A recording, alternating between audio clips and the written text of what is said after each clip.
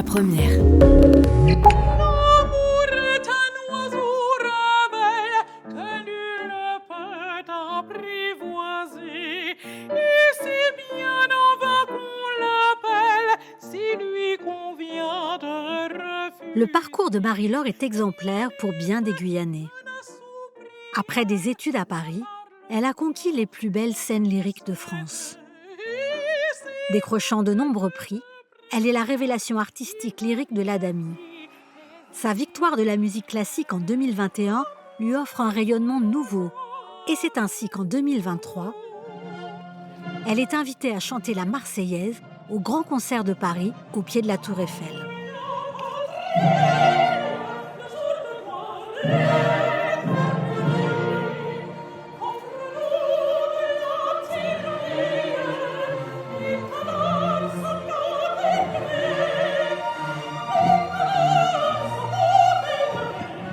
Un moment hors du temps, retransmis dans le monde entier.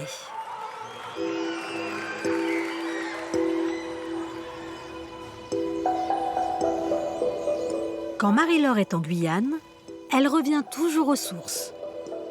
Son école de musique à Kourou, où tout a commencé. L'occasion de retrouver Laure de Brécy, sa professeure de flûte. Marie-Laure, elle me suivait partout. À 7 ans, elle me disait, mais pourquoi tu ne m'apprends pas la flûte? Pourquoi tu ne m'apprends pas la flûte? Et voilà, je lui ai appris la flûte. J'avais envie, tu vois. Je t'ai motivée, Ouais, ni plus ni moins. J'avais Ouais. très, très envie. Et puis pour tout ce que tu faisais, c'était comme ça. Laure, c'est celle qui a cru en elle au point de lui proposer de partir à 14 ans étudier la musique à Paris. C'est-à-dire, c'était sa vie. La musique, c'est ce qui animait Marie-Laure depuis toute petite. Donc c'est pour ça qu'elle était là tout le temps. Puis c'est l'âge où tu étais la soliste de la musique magique. C'est clair. C'était merveilleux, ça. Musique magique, donne-nous des ailes et que la vie soit un rêve. Merveilleux, oui. C'était bien. Et tu avais 7 ans. Ouais. C'était formidable, formidable. Un vrai talent. Elle était, comme on la connaît, c'était du vif argent. On savait là que ça serait une grande artiste. Déjà, dans les premiers temps. Hein. Mais la colonne vertébrale de sa culture musicale, c'est le tambour. Et aujourd'hui, le professeur de son enfance donne des cours à sa mère, Marie-Rose. En arrivant, je me disais, mais d'ici quelques temps, On va faire un orchestre. on va faire un petit ensemble instrumental, la famille Garnier.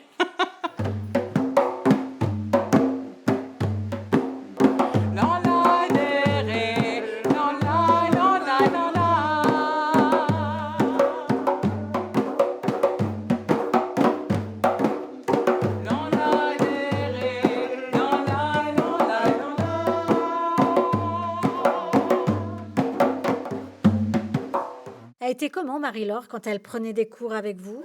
Ah ben, c'était quelqu'un de très sage, de très gentil. Et puis bon, voilà quoi. C'était une menante. Dès que les élèves, il y avait un souci avec les élèves, je disais à Marie-Laure d'aller les aider. Donc c'est ça que je retiens. De la même façon qu'elle est là. En fait, comme elle a toujours été passionnée dès le départ, parce que le premier instrument, c'était le tambour, elle était très passionnée.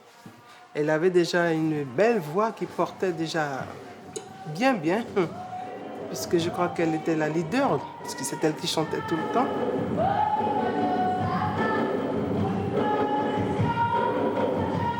On voyait bien que c'est une personne qui pouvait chanter. On avait détecté ça, mais on ne savait pas ce qu'elle allait en faire. À 14 ans, ce n'était pas si simple pour ses parents de la laisser partir étudier la flûte à Paris, à 8000 km de Kourou. Mon Dieu, c'était quelque chose de très, très, très difficile. C'est comme si on vous arrache un morceau à l'intérieur. Oui, ça a été très difficile pour moi. Et c'est à Paris, au conservatoire, que ses professeurs remarquent sa voix exceptionnelle. On est très fiers de voir tout le parcours. Donc, je pense qu'elle ne peut qu'être fière d'elle-même. Parce que c'est elle qui s'est mise en tête de réussir. Et elle y est arrivée.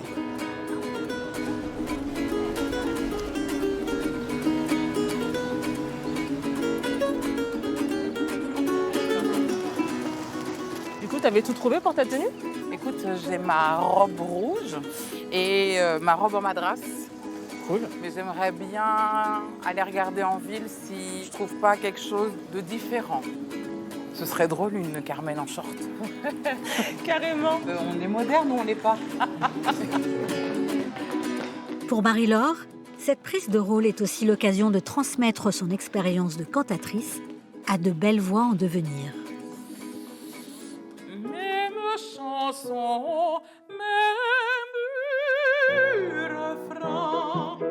Tra-la-la-la, tra-la-la-la,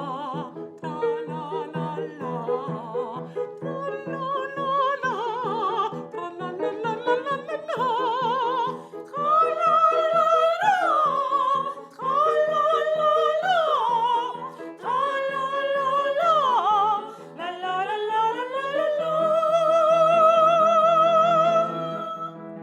On va essayer de monter un peu plus haut quand même. Hein. Juste au plus haut que vous pouvez. Célia, je sais que tu peux faire plus. Hein? Vous voulez un peu de ça pour essayer des petits mouvements? Pour lancer la désinhibition? Et les anneaux de cuivre d'argent reluisent sur les peaux bistrées, d'orange et de rouge zébrés, les étoffes flottaient au vent. La danse au chant se mariait, la danse au chant se Je m'appelle Véronica Nugent et je suis chanteuse lyrique professionnelle en Guyane. plus vive ensuite et plus rapide, cela montait. Mon personnage, en fait, c'est, pour faire simple, c'est une amie en fait de Carmen. C'est la bonne copine, voilà, c'est ça. Qui lui donne des conseils, qui est toujours à côté, qui est un peu surprise des fois des réactions, des choix de Carmen. Mais bon, Carmen, elle fait ce qu'elle veut, donc bon.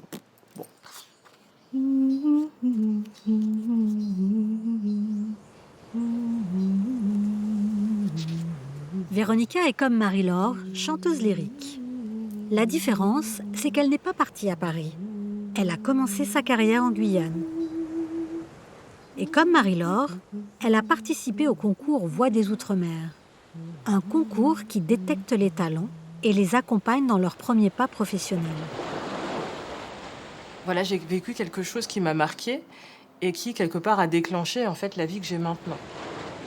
Désormais, je donne des cours de chant et en même temps, je participe à des projets tels que justement Carmen. Tout autour de toi, vite, vite, il vient, s'en va, puis il revient. Marie-Laure, elle est rentrée dans ma vie l'année où j'ai gagné en Guyane, le concours des Voix des Outre-mer. Je l'ai rencontrée en Guyane parce qu'elle nous a fait faire travailler les morceaux. Et en fait, à partir de là, Marie-Laure, elle a fait plusieurs fois des apparitions dans ma vie. On a fait plusieurs fois des cours et des masterclass ensemble. Et c'est vrai que c'est quelqu'un qui, au final, est très présente, puisqu'en fait, elle est force de conseil. Par exemple, c'est simple, hein, quand j'ai une prestation et je ne sais pas du tout toujours comment ça fonctionne, les cachets, les choses comme ça, c'est elle qui me dit, bon, alors là, tu peux faire ça comme ça, là, tu peux contacter telle personne. Marie-Laure, je la vois un peu comme un mentor.